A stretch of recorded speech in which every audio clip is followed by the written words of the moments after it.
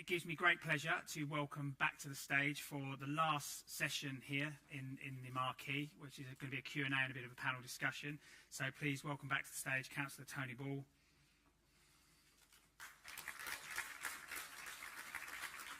And Balaji, if you'd like to come and join us back on stage.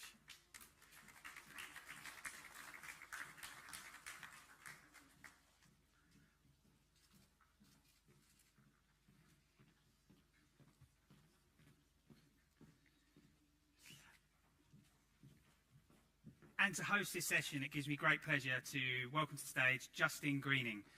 She's a former Secretary of State for Education, Transport, International Development and Minister for Women and Equalities. She now chairs the Purpose Coalition, and Justine plays a national role in driving the agenda for social impact across the UK's public and private sectors. Justine is personally passionate about the role organisations can play in creating opportunities for undeserved communities. Underserved.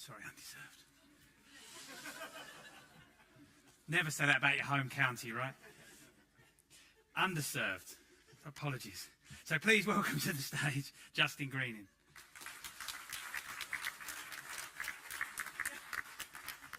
I know, how did that come? Thanks very much, Danny. You've come up with a brand new way of describing an area, so it's definitely not the right description for Essex. And I should declare a little bit of a personal interest as well, because I lived in Essex for a while and actually was a town councillor in Epping many years ago. So in a way, this isn't my immediate stomping ground, but it's pretty close to where I spent some of my early career years. So thanks for joining this session today. And we've got some really good questions from the audience. So I'm going to rattle through a few of them and try and pick up on some of the points that all of you have been making earlier and try and wrap it together. And Tony, if it's okay, I might start with you in a sense, because one of the questions we got from the Slido that you were running, Danny, was almost what does good business support look like, and in a sense how, and I'm gonna come to you as well, Balaji, how can you make good business contacts? And that's partly what we're trying to do here, but maybe if you can just give your reflections from a local authority perspective about how you see your role supporting local businesses. Thank you, Justine. I suppose it's the local authority responding to what the business wants. Well, very well, me as a councillor sitting in my ivory tower in County Hall thinking what's best for business, but it is events like this and the connections that we have, a business telling us what they need and what they want within the county. So I suppose it's being accessible, being listening, but also promoting Essex, which I think this event and others evidence as Essex as a great place to do business. And if we can promote that through Ambitious Essex, but obviously through our businesses, then I think that's where we do the job. Brilliant. So sort of sense of place, and I think beyond that, then, Balaji, can I ask you about just networking? I think it's really undervalued, understood. I think certainly when I was at school, no one was ever really talking to me about how important networks are. You've obviously got a huge network. Tell us a little bit almost about how to drive that. You've talked about exporting, but sort of how do you maintain it, how do you grow it, but also keep it in place? Well, it's my part-time job, Justine. I think networking is super important because it creates not just the space for people to share ideas, collaborate, and in some cases go faster. You know, when you have someone to work with on a project, on an opportunity, there's a certain kind of audacity that you get, you know, and I think for me, networking was so important because when I started a business, I was a nursing mother at home. And I was thinking, how am I going to get out into the big old world? And so for me, it was just finding events and going at first, you know, and then being more strategic about the kinds of events I was going to as well. I just think it's important to build capacity to find people to collaborate with, but also to promote what you are doing as well as what we're doing as a region. So it's a two-way thing, and it's what you're saying is partly sometimes you have to go to stuff and you don't necessarily know what the networking's going to be when you get there, but actually doing enough of those things will mean that you do make the right contacts for your business. Yeah, I'll definitely say be intentional about it. So for me, I do market international business. So I'm at a lot of international conferences, either speaking or attending. And I'm usually very keen on meeting people who are in my space, but most importantly, people who could become my customers. So, for instance, a manufacturing event would be very interesting for me because they're producing something that they want to sell, essentially. And I want to find out how much of it they want to sell and if they want to sell it internationally. So just be intentional about where you go and create those blocks of interest that you're looking at, and then just start looking for things to do. Or create your own. Put your own event together. Great. It's a great point, isn't it? You don't always have to wait for someone else, do you? Freddie, I could see you nodding along there. Maybe kind of adding your thoughts, but another one of the questions that came up that I think is just absolutely crucial is access to finance. And in a sense, how do you get the resources that you need for your business? And in a sense, the right resources for the right business plan. Maybe a little bit on the network piece, but then also, you know, how you've managed that for Patch. Well, to build on what I just said, I think it starts with being in the right environment with the right people, having conversations. I mean, what is business if it isn't trade, ultimately? It's you're exchanging information, you're selling something, you're buying something, and that requires relationships, and those relationships are built on trust, and that trust is acquired over time. It compounds as you spend more time with the right people in the right places, as you say, just turning up or creating your own network, being intentional about it, kind of really focusing your sort of your laser beam, if you will, on a tight area, so that when you open your mouth or talk about a specific topic or subject, you're something of an authority because you have somewhat kind of built a bit of momentum around that topic, around that idea, because you've kind of got out the front door and made that effort. And then I think that translates into then how you raise finance for, or how you access finance for starting that business. If you can speak as someone who has, I think first and foremost, the feedback I have from my investors is passion. I mean, that is the thing more than anything else, particularly in the early days that people are investing in. And I think you can demonstrate that passion by who you are and how you communicate, but I think you can also demonstrate it by saying, I had no resources and I went and did all these activities and I met all these people and I've maybe forward sold some contracts or I've designed a product or I've got some customer feedback. There's a lot of things that you can do that don't cost you anything. So that when you go to the source of finance, whatever it may be, you can credibly say, I will turn your pound into £5 or £10 or whatever. And the reason I can say that with credibility is because I started with zero, and I've generated this momentum of whatever type it might be, things I mentioned. And so now just imagine you just put a little bit of kind of gas behind that flame, and I have some sort of business explosion, if that's right. So there are many different forms of finance. So for Patch, we did it through private investors.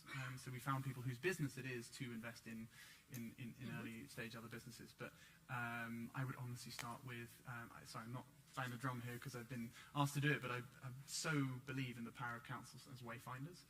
And there are local organisations who, and your council is the front door to that, through your economic development officer, whoever it may be, would be one way to kind of start navigating that. Tony, would you agree with that? You know, for people here who may be, I think you get to these key points in a business where the next step realistically needs a bit of risk and a bit of injection of cash. For the council, do you see that as something you can help broker in a way, and that you can at least point people in the right direction? No, absolutely. And part of our offer at the county and districts and boroughs to do this as well. We commission the Let's Do Business Group to actually give support and to help businesses identify opportunities for finance, for growth, and also networking. So yes, very much we see that as a local council role. Brilliant. So that's, I think, actually quite important for people who are out there who are looking at all of this. And Danny, if I can come to you, I mean, in a sense, your entire life, you've innovated, haven't you? You've really thought out your next step of the journey, you know, what your passion is, in a sense, as Freddie was talking about. What's the right mindset for people to be able to keep doing that reinvention? Because I think even if you're really passionate about something at the beginning, once you get into the hard grind of it, after a few years, you've got to find ways to almost reinvent that love for what you're doing, that says purpose all over again. Yeah, you've got to keep re-engaged with that purpose and that passion piece that started you on the journey in the first place, because often, if you've been doing it for a while, that is the bit that can get lost sometimes, and it's no different from the world of sport. Most people do sport because they love it, or they use it as a way to sort of burn off the steam or get rid of the stresses of life. But for a sports person, sport is that. So I started running because I loved running. But I started running because I couldn't sit still, and I got sent out of the classroom. That's another story. But I eventually engaged with rugby, athletics, because of a passion and a love for it. But then eventually running became my job, and it became my stress in life, and so I had to find other ways to do it. But I think it is really important that you do re-engage with that, but most importantly, you innovate and you change, because the world changes all the time. So you start off on a path, and you start off with a clear set of goals and the direction you're working in, but of course the world doesn't always follow your plan. So, and business is no different, and sport was no different. You have to be prepared to re-engage, re-energize exactly how you're going to do things, and be prepared to change direction sometimes. That's how you can be successful in business. That's how you can keep moving forward, especially if you've been doing it for a while and over a period of time. You talked about re-energizing. If someone was sat in the audience sort of feeling just, oh dear, back from summer holidays, need to really achieve some results by the December year end, or I've got a March year end and it feels like the next 6 months is going to be quite tough for us.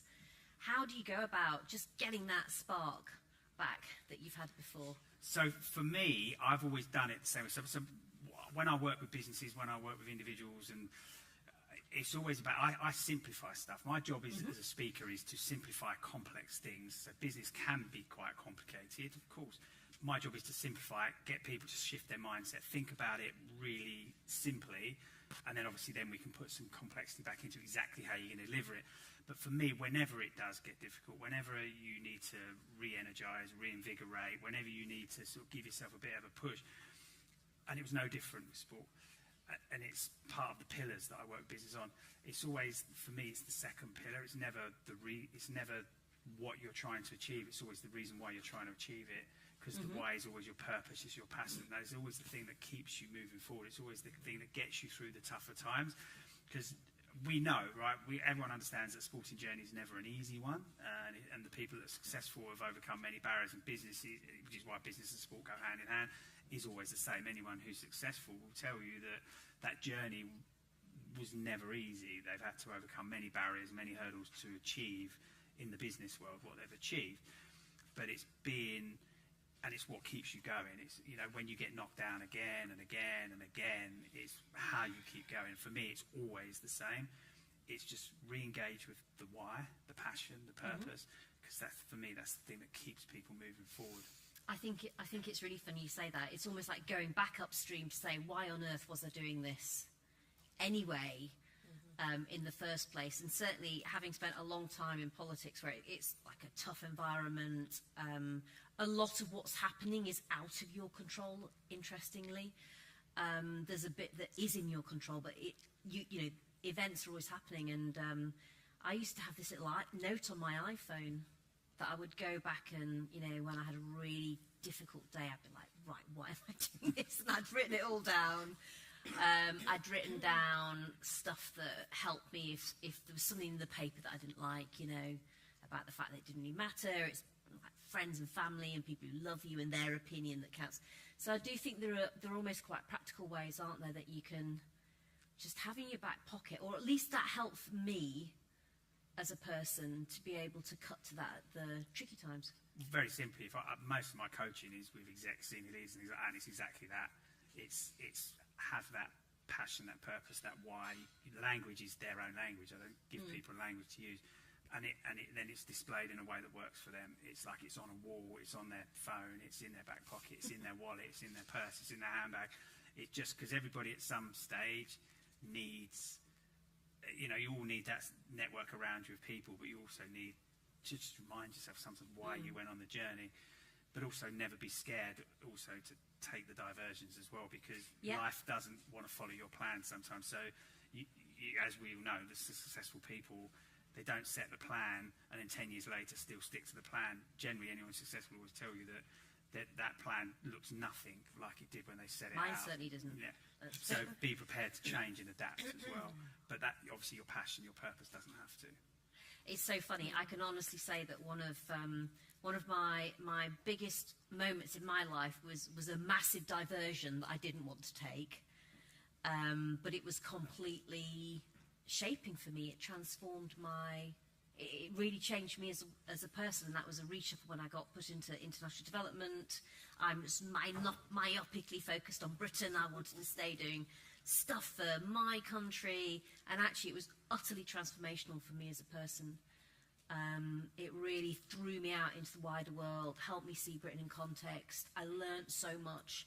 I met some people who were really humbling to come across, and if you'd asked me at the beginning of that diversion as I saw it in my journey, I'd have said absolutely no way, I'm going to hate this. And actually I wouldn't have ever missed it for the world. I think it's probably one of the most important times of my life in a way. Freddie? Just to build on that, there are two competencies that we hire for at Patch, which speaks frankly to what I think about in terms of how you can be successful adapting to business challenges, and they are curiosity. It's always asking questions. Why is this thing happening? Why has it come my way? What's the opportunity? Okay, this is super annoying, whatever it is, but what do I do with it? Rather than just kind of,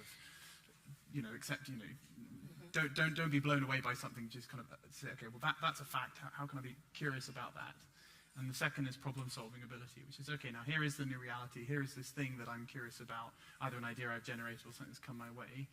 What am I going to do about it? What can I proactively do today, tomorrow? Who can I speak to try and break this problem down and turn it into something else? So those are practically, I think, two very kind of specific things that I always hold in my mind. How to be curious about things that come your way and to generate ideas that haven't come your way and you need to generate them yourself.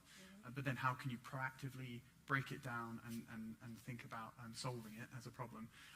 Slightly glibly, I do think about business kind of like it's a game. It's like a big game with like lots of kind of coins that you've got to catch and things coming your way and baddies that turn up, and it's always moving. It's not fixed. It is. And I think if you can engage in that mindset and just accept that the world is always changing around you, I think you will be less surprised when it happens. Appreciate the journey for what it is. Yeah, it's fun. What's life for? I mean, come on, I don't know. Well, I could be wrong. I don't think that I don't think most people in this room, and certainly I'm not driven solely by the objective of getting rich and making money. I don't really think that's what business is about. I think business is about being inspired to make a change about something you really care about, that you're really, really passionate about. And I think everyone in this room is passionate about what they're doing. That's why you're here. And I think it was you, Balaji, was saying that know that the core, underneath everything else, forget, maybe it was I mentioned it, but underneath everything else, all these things keep hitting you. Just come back to the core about, why am I really doing this? Oh, I remember why I'm doing this, because I really, really care about that problem, that community, those people. Yeah. And I think that kind of bedrock is super important. When you get blown off course, you say, no, this is bigger than the kind of day-to-day. There's something more kind of more important, more conceptual. Thank you, Balaji. Completely agree with Freddie. I think always. I think one thing, for me, it's always been, I've always had sort of like a bit of an identity issue. Being Brummie, born in Birmingham, spent some of my life in Africa. Very passionate about the people and the place, and also very passionate about the fact that there was another way to grow Africa and to develop the continent. And I felt that way was commercial. And when I started the business, I was very keen on creating commercial relationships, providing accessibility to small businesses in the UK to Africa, because it was only the large corporations that seemed to have the risk appetite to go into Africa.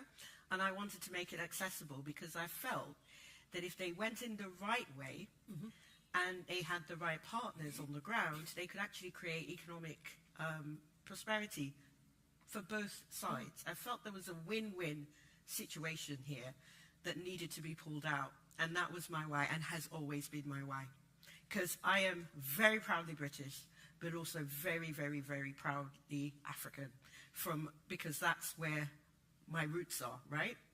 So I always felt that there was a way that I could do this without any side of the coin feeling disadvantaged. So, talking about international development, tied or untied aid, and all of those debatable topics that we were talking about earlier, it was a conflict for me, because I knew there were serious problems on the ground, but I knew we couldn't solve it by throwing money at it. Yeah. It needed to be more complex. It needed to be more sophisticated. And I felt like the only thing I knew well was business, and I felt that that was the way to do it. And that's my why. And every time I'm on, it's a bit like your sat-nav, you know, when you're with your Google Maps and it's sort of going all over the place and you recenter. Every time it feels like things are all over the place, I just hit recenter, and it takes me back to the core. How do you hit recenter? What do you? What does that actually mean for you? I think that's what people find interesting.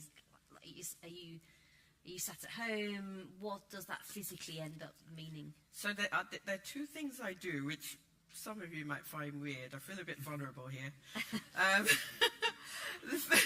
You got my back. I'm really getting somewhere with this family stuff, aren't I? The first thing I do is I look at pictures. Yes. From 2010, when I started the business.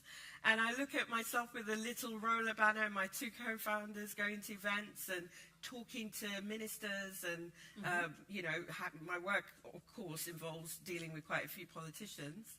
Never mind. Because you have to put that ethical lobbying in to change business perspectives, don't you? And even when it comes to the Department for Business and Trade, how are you serving clients who are looking to expand? And so that's how I got involved in the Export Champion program as well, because I wanted to be there to talk about UK PLC, but also provide support on the other side. So I do it by looking at pictures, from the old days when I first started, maybe, a pram in the corner, but me in a business event.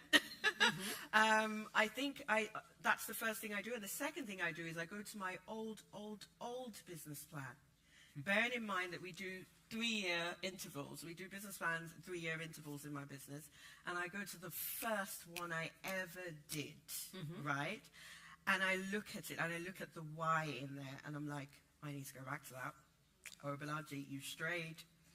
We need to go back to that. And, it's without being, you have to be flexible, but at the same time, that going back to your why that Danny's talking about is super important, because it keeps you motivated. Otherwise, you'll be like, I'm not doing this. I'm not doing this anymore.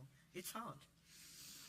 Great points. And I think it is worth saying that it takes real guts to set up a business. It does. It's definitely the road less traveled. Most people work for some other business that someone else has set up, and I think it takes a huge amount of courage to just think, I'm going to do this and give it a go. But on the back of that step and that courage, so many other things flow, whether it's your own success, but whether it's a success for other people who can come on the journey with you. And I think it's easy to forget that, in a sense, when you're constantly having to invent almost. It's like that Wallace and Gromit, the Wrong Trousers film. When Gromit ends up on the railway track and he's having to build it with the penguin who's chasing him, I think. But you're so focused on, if you like, the next immediate step and nailing that and looking ahead, that it's easy to lose sense of often just how far you've come, and reflecting on all of that. Tony, I'm going to ask you almost a similar question. It says, from a it's tough being in local government, isn't it? And all of that. Do you, as a local councillor, leading a chunk of, how Essex runs, do you have to go back and almost re-plug into your sense of purpose sometimes? Thanks, Justin, because as Balaji and Freddie were talking, and Danny, I thought about why did I become a councillor, and what is my role? And it is, and it's I hope this doesn't sound too tree, but it really is why I am. It's just trying to make the people of Essex, his lives, a bit better. And I've lived in Essex since I was 4 years old, so, and I haven't lived anywhere else. It's where I want to be, where I want to represent, and where I, if you like, re-centre.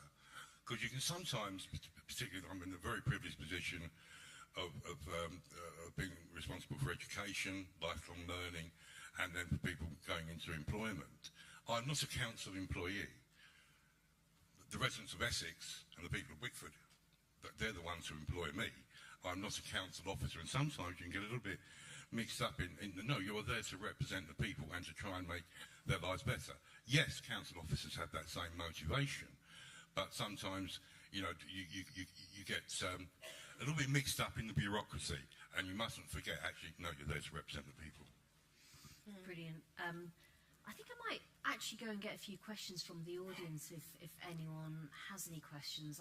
Because otherwise I will just keep asking questions, but they might not be the ones that you all want answered. But if anyone does have I'm going to ask one more question. If anyone's got a question they want to ask, then just grab Phil. He's hovering in the aisle there, and we'll come to you. Okay, we'll go to this gentleman at the back.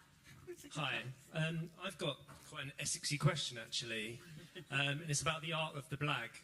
And I wondered if any of you have been in a situation where you feel like you've almost needed to fake it till you've made it. That's a good question. In this sense of almost you're selling a vision, you may not know all the bits of it, but actually you need people to buy into that overall vision. Yeah, I mean, yes. Freddie, I'm coming to Freddie now. Very, very proudly, yes, absolutely, 100%. But I'm not ashamed by that at all. There is a difference between selling something and then it's a house of cards and it's all paper and someone turns up and it doesn't exist. That's wrong. But fundamentally, you've got to pitch a future that doesn't exist yet. You've got to say to somebody, you know, when we started Patch, it was this idea in my head. I wanted more opportunity on high streets. I wanted more communities to come together, work near home, etc., etc. You know, workspace on a high street in Chelmsford. You know, I had like no building, no money, no customers, nothing. So I had to paint this picture of wouldn't it be amazing if ... Oh, that would be amazing. Oh, that sounds cool. And then you sort of will it in. So as long as you're authentic, right? You're not lying. You're not kind of blag could go either way, right? But yeah, you have to absolutely explain a future that doesn't exist, and then kind of get your merry band together, and then build it with them. But it's you obviously need to be honest and truthful about it. But don't hesitate to pitch the vision. Don't because actually, again, I agree with Freddie, of course. The more you actually say it, to be honest, it's not just for the benefit of the person you're talking to. The more you say it over and over again, it's either you'll be under tremendous pressure to make sure it becomes a reality, or in yourself it becomes real to you. Yeah. And so you end up actually doing that thing because you've visualized it and you've expressed it over and over again. And I've seen this work in so many scenarios where everything just starts falling into place and it really starts happening. Because the people that are out there that are meant to help you don't know yet.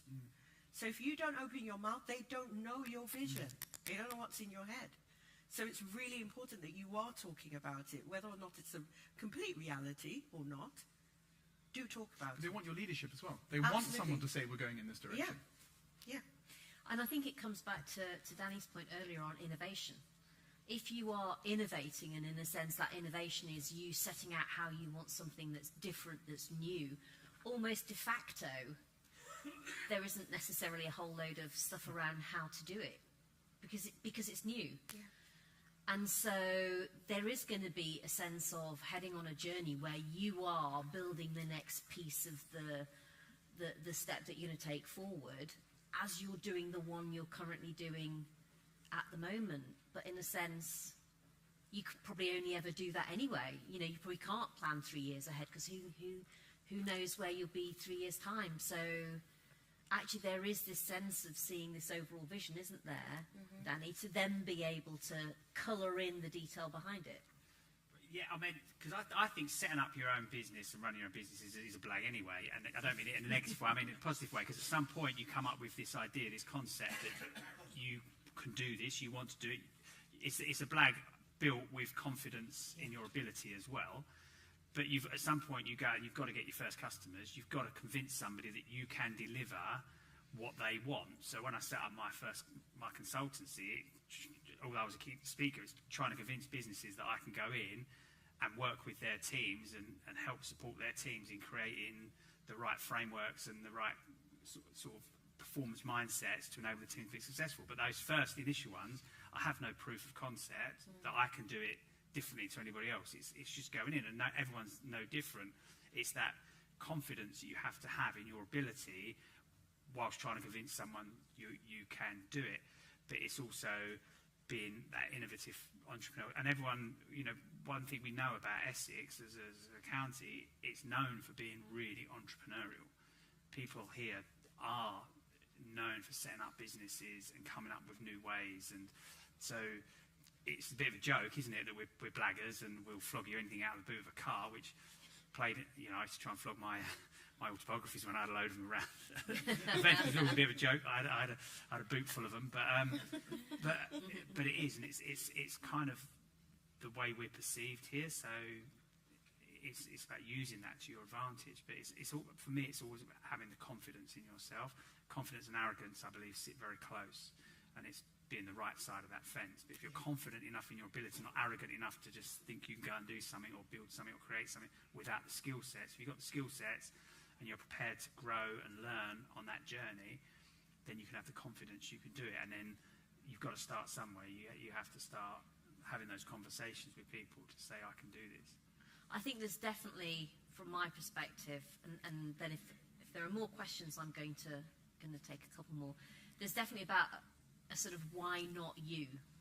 That's my attitude. And I remember when I first decided to have a go at being an MP, and I was in this seat where I definitely wasn't gonna win. I remember I said to my grandma, I'm a parliamentary candidate, and she said, do you think you're up to it? Because no one in our family had ever done it before, and no one, this was a completely alien environment. She wasn't being horrible, she was just asking a genuine question. And I remember saying, well, why not me? And I think, for me, that was a bit of a moment where I was like, yeah, why not me?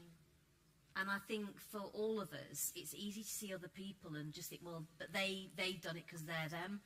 But the reality is they're not. They're just like you, actually. So, yeah, why not me kind of became a bit of a thing that was always in the back of my head through stuff that I was doing, for sure. Any more questions? Otherwise, okay, I'm going to ask a quick one. We'll come to this lady. Just about the role of education in all of this. The local talent that's growing up around the county, how it gets connected up to the opportunities. We had a lady asking about T-levels and, if you like, that engagement with local schools and often the support, particularly for SMEs, that they need, Tony. What's the best, and we all understand, if you like, that finances are tight and everything. What's the best way, do you feel, for companies of any size to be getting involved with our education system to help young people get a sense of the opportunities that are out there, particularly on their doorstep? Thank you, Justin. One of my favourite subjects, and if I go on too long on the soapbox, then please stop me, because I could go on quite a while. We have currently called the Local Strategic Local Skills Improvement Plan, which is businesses, chambers coming together. They've with business, and business saying what their skills needs are. What the missing part of this jigsaw, in my view, is the engagement with schools. In showing opportunity for young people, and lifelong learning is in my title deliberately. I wanted it in there because actually you're never too young or never too old to learn a new skill. In fact, as things move on, you do need to learn new skills as jobs change. But it is that engagement with schools, because businesses say to me, young people come to me, they're not work ready. The colleges then blame it on the secondary schools then say it's the primary schools. No, they can't read or write properly when they come to secondary school. And then they blame it on the early years, and eventually it's all the parents' fault, isn't it? Well, enough. We all have an obligation, in my view, for businesses to thrive. I would say to you, what are you doing to engage with your local school to try and put your business, doesn't matter how big or small you are, in front of young people to garner their imagination to say, okay, this opportunity is on my doorstep. I mean, when I was younger, it was all about, you know, sort of being a train driver and things like that when I grew up, policeman, fireman. But things have moved on. Children and young people don't know what is out there. And there is the saying, you cannot be what you cannot see. We've got great opportunities in Essex, particularly with, I could go back, the major projects are on, but these fantastic smaller businesses, well, which you gave the statistic for, Freddie. So I think it's a two-way, sorry, I will stop in a minute. It's a two-way thing between educators and businesses to come together. And actually, let's hold the schools to account. At the end of the day, they have the responsibility for doing careers education. Some schools do it fantastically, and they actually proactively go out there and engage with the business. I'm afraid that's not consistent in Essex, not consistent across the country. So business can say, yeah, we haven't got a skilled workforce in Essex. Well, I'd say, what are you going to do about it as well? It's definitely a collaborative effort, there's no doubt about that. Let's come to the lady with the question, and then I think I'll wrap up. Thank you so much. You said about confidence and skills, and I was wondering, what would be the top skill to learn? Because in my case, for example, I work with marketing, especially with women, starting business, and then I found out that some of them lack a lot of confidence. Then I've studied psychology to start to offer them as well this lack of confidence. Then it feels like sometimes I'm like the dog running after the rabbit, because you're always trying to fill gaps, no? So yeah, my question is actually, what will be the top skill actually to learn to also, well, my case, but also in general, like to fill gaps, you know, in the market? I think that's a good question on which to finish in a sense. So maybe I'll go through all of the panel. Top skill, maybe top tip that you would like to leave people with today. I'll start with you, Freddie, and I'll work my way down the line. So thank you for the question, but in a word, community. I would just build people around you who are going to help you, support you, who care about you. Join a co-working space, doesn't have to be patch. But seriously, I mean, join a co-working space, I really mean it. Join a networking group, Winning Women, Ambitious Women in Essex, there are many.